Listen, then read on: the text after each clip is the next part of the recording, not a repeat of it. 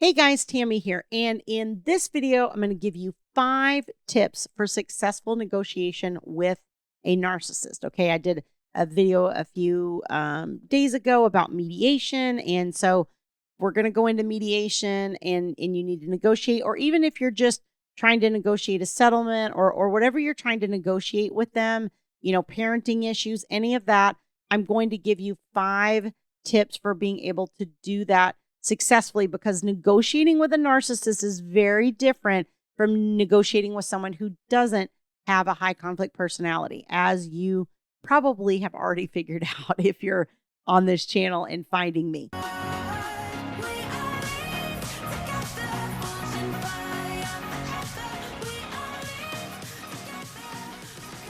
Before we dive into this topic, if you like this content, don't forget to hit like on the video and subscribe to the channel so that you get notified as new videos are released. And as always, please share on social media so that we can help more and more people in this situation in dealing with custody with a narcissist. So part of the trick is enabling the narcissist to leave the negotiation feeling like they've won, right? And coming away from that interaction, feeling like they've won, while also allowing them to save face, right? One of the things they don't like is, when their mask is pulled off, when they're exposed to the mediator, when they're exposed to, attorneys in the room, when they're exposed even to family and friends, because of, I think a lot of times this is where the parenting plan really can come into play a lot. And I have so many people that say they were never involved with the kids. They never cared. Why are they fighting so hard now? Well, because when you were in a household together, then the world outside didn't know how involved they were or weren't, at least in their mind, because they live in the house, they're working, or they're home with the kids and you're working. And, whichever direction that's going, whether the narcissist is mom or dad or whatever, it's still to the outside world looks like they're doing their role, right? They're going and providing and doing their thing if they're the breadwinner, or they're home with the kids all day and doing their thing and going through the motions. I've seen very narcissistic dads who stay at work for extended periods of time, and mom will say, wow, he wasn't really very involved at all, and now he wants all this parenting time. Or I'll see situations where people say, wow, mom's the one that's a narcissist, and yeah, she was home all day with the kids, but she really didn't pay attention to them or do anything or wasn't really involved. Okay, so I've seen both sides of that coin. And again, that's what's happening within your household. The outside world isn't seeing that side of them most of the time. If you go into the negotiations and you start exposing all of that, they're probably going to lock up and get really defensive, and it's going to be hard to negotiate with them. Okay. So a couple of these are general negotiation tips that I think apply even with a narcissist as well as the general population. But some of these are specific to dealing with a narcissistic person. So the first thing I always tell people is know your BATNA, BATNA. Okay, if you don't know what BATNA is, let me explain it.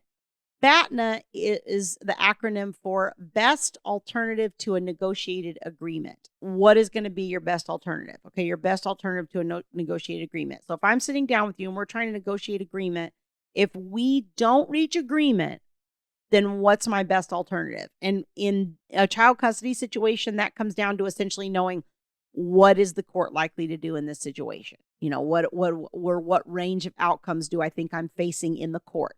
Because if I can't negotiate with you, then I got to know that if I go into court, here's what it's going to look like.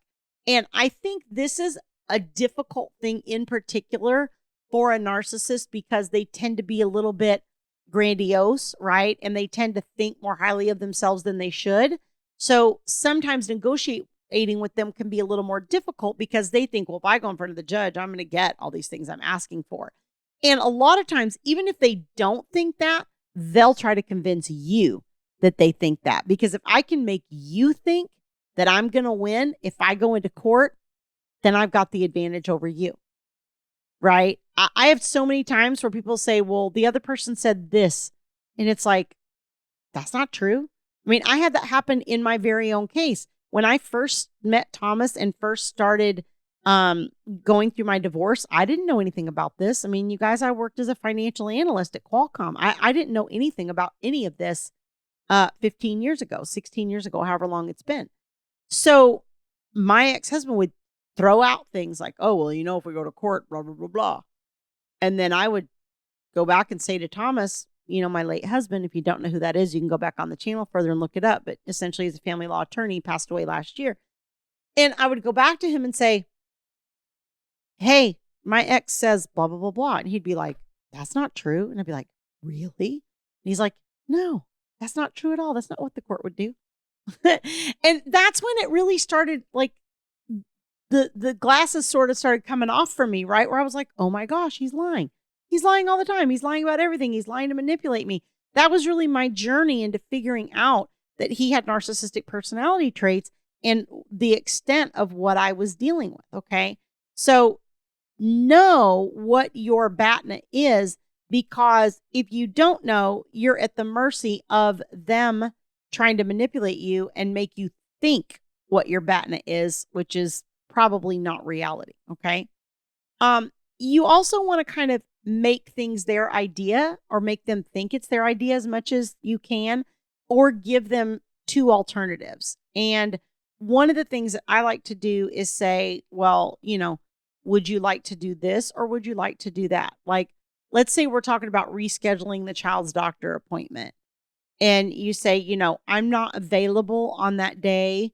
I would like to reschedule the appointment. Would you prefer to call the doctor's office and do that, or would you like for me to? If you give them an option like that, where it's like either way, especially over little things or things that you don't really care about, like you don't really care if they call and schedule it, you call and schedule it, whatever. And even if it is something that you kind of care about and you'd prefer to control, if it's something that you can just go, it doesn't really matter, this is something easy I can let go of, it helps a lot to give them those two options and make them feel like they're in control. They feel like that was their decision. Okay. Even though you're the one that put it out there, we're going to call and reschedule the appointment. Just the fact that they have a choice of, is it them or is it you? They feel like that was their decision. It gives that illusion, and that becomes very important. You also want to stroke their ego. Okay. Now, this is really important. I've talked about them being have a superiority complex, have this false sense of self-importance. And so you really want to stroke that ego as much as you can. You don't want to, don't go overboard where it's like a fake thing or anything like that, but just know that speaking to them negatively makes them harder to deal with. So how can you stroke their ego? Well, if I go back to the doctor's appointment thing, I might say something like, hey, unfortunately, that date, I'm not able to be present on that date for our child's doctor's appointment. I'm so sorry. I know that it takes a lot of effort on your part to coordinate this, and I really appreciate you doing that, but I think we're going to have to reschedule it. Would you prefer to call the doctor's office back, or would you like for me to call them this time? And see, just the fact that you put that little bit of recognition and appreciation in there, it's going to feed that ego, right? It's going to puff their chest out, and they're actually going to become easier to deal with. And again, I think you have to pick and choose. Little things like this, it's easier to do, but with the little things, it sort of builds up goodwill for when you get to a big thing and you have a little bit of capital that you've built up that you can spend. So it actually will make them easier to deal with overall. Now, I know that makes us kind of sick to our stomach to think about saying something like that. I can just almost hear it through the camera lens. And I will give you Thomas's quote on this. He used to say, be so nice, it makes you a little bit sick to your stomach. Okay. So if it's just a little bit hard for you to type that, then it's probably the right call. But again, if you're negotiating with them, especially if you're in mediation or you're trying to negotiate a parenting schedule or something like that, you might be talking about like, how they have no time for parenting because they work. And you don't want to say it that way. You want to say, wow, look, I know you work really hard. I know you put in a lot of hours and you provide really well for us.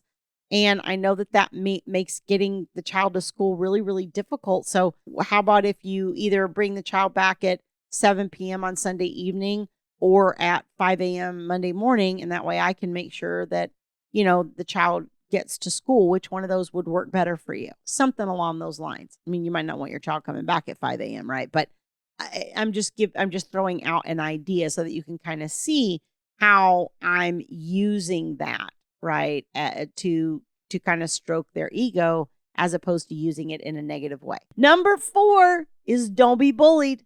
Okay, you do have to stand your ground, especially if you are mediating or doing something like that. You do have to have those firm boundaries and not just give in and people please and all of that. It's one thing to be nice. It's one thing to stroke their ego, but it's a totally different thing to agree to a parenting plan that I don't want, or a parenting plan that's not going to work, or whatever. So there's a balance to those things, and you've got to find that middle ground where you can be nice as much as you can. You can let go as much as you can, but there are times that you need to stand your ground and not be bullied. Like I said, they'll come in and just tell flat out lies. Oh, the court will do this, or the judge will say that, or whatever. And it's probably not even true. They probably don't even know that. They just made it up in their head. I had somebody say to me tonight, I think my ex must have been talking to somebody because he said blah, blah, blah, blah about court. And I'm like, he probably didn't talk to anybody. He probably just made that up and is using it to try to bully you. That's probably what's happening. Number 5 is try to use unifying language and apply things equally to both of you as much as you can. Like, let's say you have a concern about alcohol drinking on the other parent's parenting time. So instead of saying, well, I think the other parent shouldn't be allowed to use alcohol within 12 hours of their parenting time or while the children are present. Okay. I see orders that have that. Okay. Most of us don't have that kind of language because for most of us, alcohol isn't a problem. If you want to have a glass of wine with dinner and your children are present, no big deal. But I do see some court orders that have those types of parameters. So when you're putting something like that in, it's good to put it in equally for both parties and say, I'm a little concerned about alcohol use, so I think it would be good for us to have a clause that says neither parent shall drink within 12 hours of their parenting time or during their parenting time. You see how much more palatable that is just because I'm saying both of us. I'm not saying it's one-sided. I'm not saying there's any issue with you. I'm saying this should apply to both of us, right? And usually we see that where there's some concern about excessive use of alcohol, but not enough that we can really call the person an alcoholic or send them to AA or anything like that, right? Usually you'll see some kind of parameter. But when it's applied with fairness and equally using that kind of unifying language, usually the narcissist will be more accepting of that and more open to that type of provision. So if you'd like to learn more tips on successful negotiation with a narcissist, you can go to my website, divorceuniversityonline.com/VIP-coaching. There's a link on that page. You can book a free consultation with a member of my staff so you can learn more about my services and how I might be able to support you on this journey. See you guys next time. We'll grow in number, fueled by them to see the horizon, turn us to thousands.